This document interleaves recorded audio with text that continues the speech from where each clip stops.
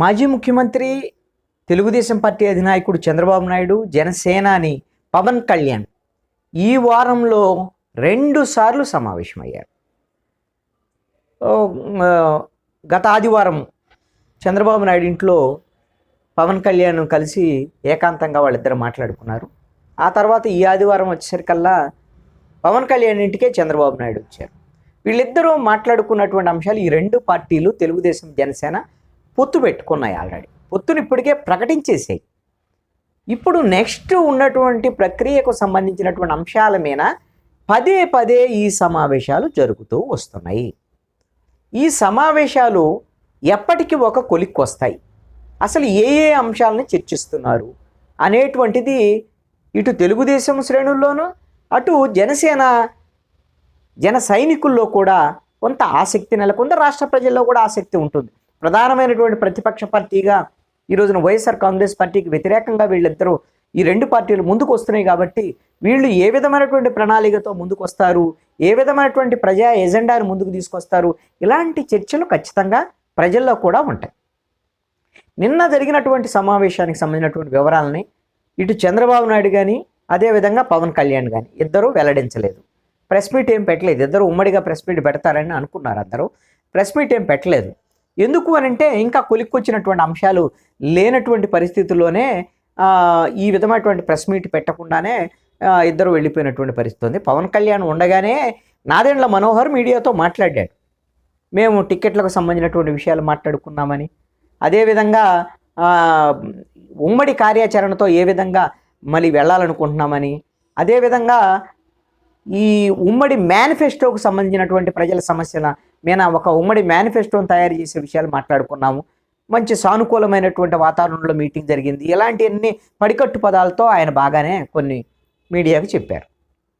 పక్కనే పవన్ కళ్యాణ్ ఉండడం మరి మాట్లాడలేదు, మీడియాతో అయితే మాట్లాడలేదు.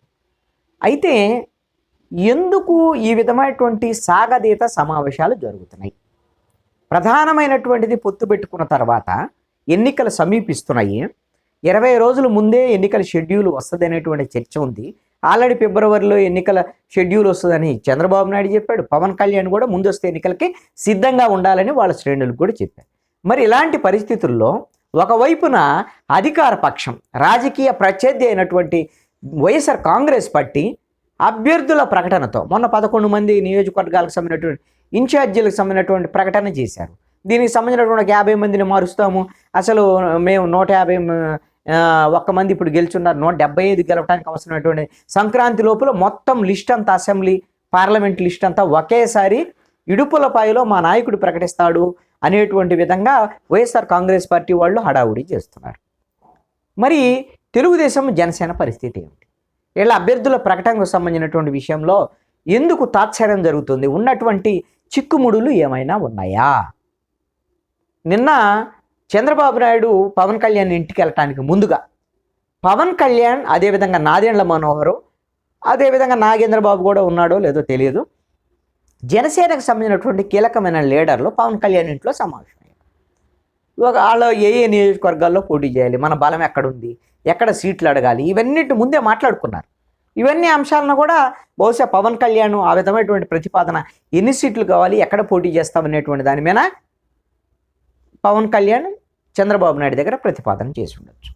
మరి చంద్రబాబు నాయుడు దానికి సంబంధించినటువంటి విషయంలో లోకేష్, అదేవిధంగా వాళ్ళ పొలిట్ బ్యూరో సభ్యులు, వాళ్ళ రాష్ట్ర అధ్యక్షుడు అచ్చెన్నాయుడు వీళ్ళందరితో విడిగా సమావేశం అయిన తర్వాత ఎన్ని సీట్లు జనసేనకి ఇవ్వాలి, ఏ ఏ సీట్లలో జనసేనకు అవకాశం ఇవ్వాలి, ఇది ఖచ్చితంగా ఫైనల్ చేసేదానికి అవకాశం ఉంది.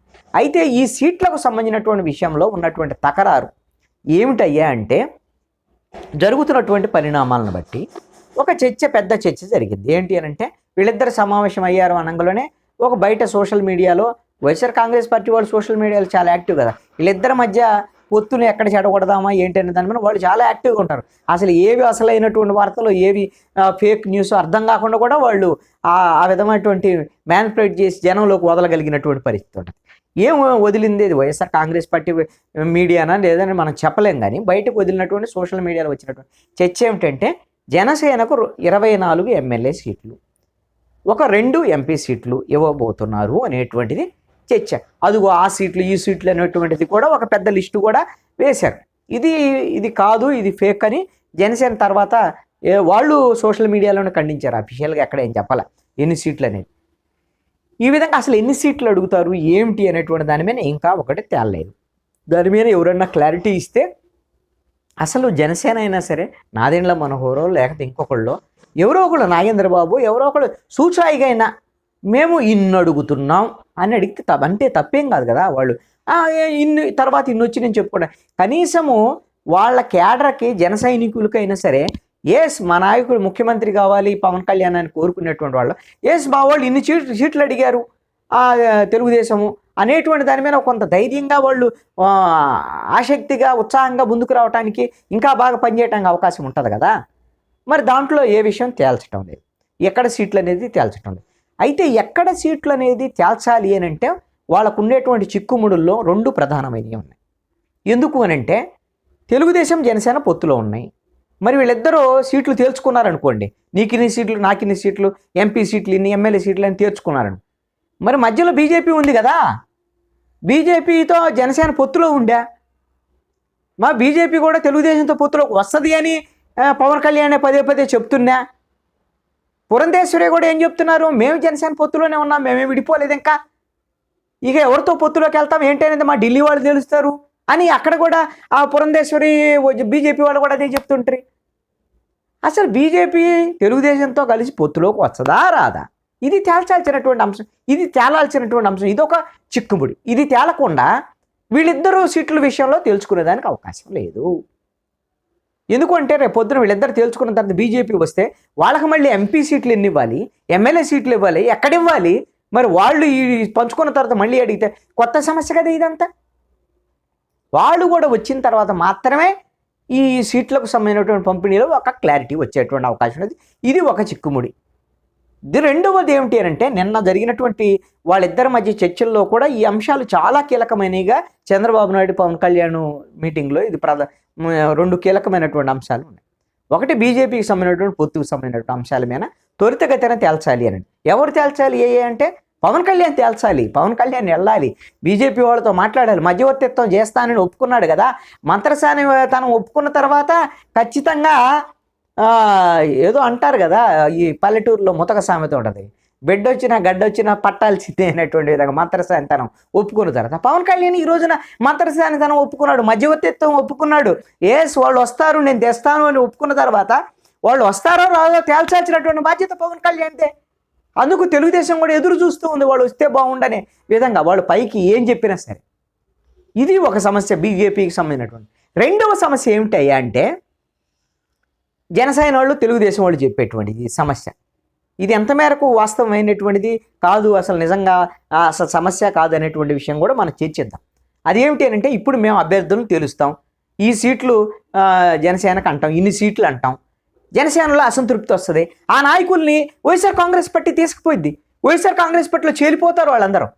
అదేవిధంగా ఆ సీటు ఈ సీటు అంటే పలానా సీట్లో జనసేన వాళ్ళకి రాదు, పలానా సీట్లో తెలుగుదేశం వాళ్ళకి ఇక్కడ రాదు, ఇది తెలుగుదేశం వాళ్ళ సీటు జనసేనకి వెళ్తుంది, తెలుగుదేశంలో బలంగా ఉన్నవాడు వైసీపీకి వెళ్తాడు.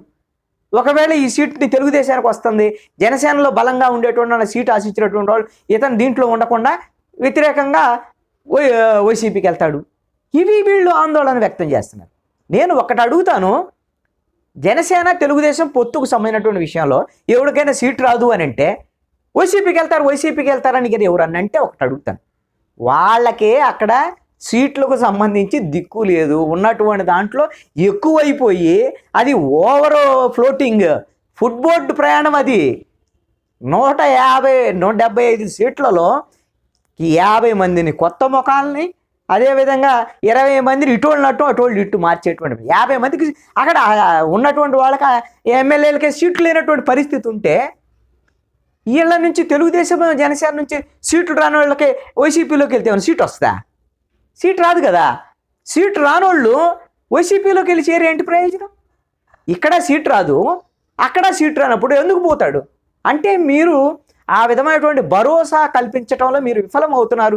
తెలుగుదేశం జనసేన అనేటువంటిది ఇక్కడ కీలకమైనటువంటి పాయింట్.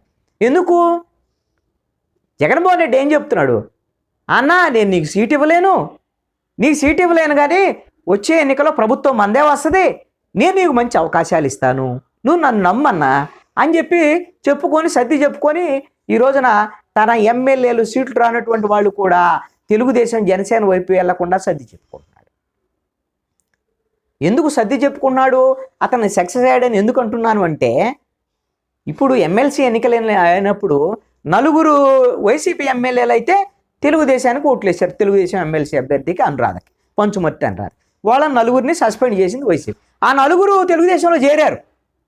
కానీ ఇప్పుడు 11 మంది లిస్టు వచ్చిన తర్వాత 50 మందిని మేము సీట్లు ఇవ్వమన్న తర్వాత ఎవరైనా వచ్చి తెలుగుదేశం పార్టీలో చేరారా? ఎమ్మెల్యే అభ్యర్థులు సీటు రానటువంటి వాళ్ళు కానీ, సీటు రాదనుకున్నటువంటి వాళ్ళు కానీ. ఇప్పుడు మొన్న శ్రీదేవికను ఆ మేకపాటి చంద్రమోహన్ రెడ్డి, చంద్రశేఖర్ రెడ్డికి కణవ కప్పారు. వీళ్ళందరూ పాత వాళ్ళే కదా, వాళ్ళిద్దరూ కొత్త వాళ్ళు కాదు. ఆల్రెడీ కోటమిరెడ్డి శ్రీధర్ రెడ్డి, ఆనం రామనారెడ్డి, ఈ 4 ఆల్రెడీ పాత వాళ్ళు, తెలుగుదేశం దగ్గర ఉన్నవాళ్ళే. ఇప్పుడు కొత్తగా కండవలు కప్పితే ఉపయోగం. కొత్తగా ఎవరు వచ్చారు, ఎవరు వచ్చేటువంటి ప్రయత్నం ఉంది? వైసీపీలో అసంతృప్తివాదులు తెలుగుదేశంలో జనసేనలోకి వస్తున్నారా? అలాంటిది ఆ వాతావరణమే కనపడటంలా.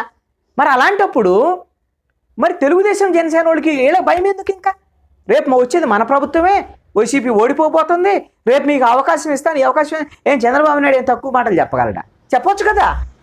ఎందుకు నిలబెట్టరు అంటే ఇంత భయం ఉన్నటువంటి వాళ్ళు రేపు పొద్దున ఎన్నికలు సమీపించేటువంటి నోటిఫికేషన్ వచ్చేందుకు ఫిబ్రవరిలో నోటిఫికేషన్ మిగిలిందా జనవరే కదా.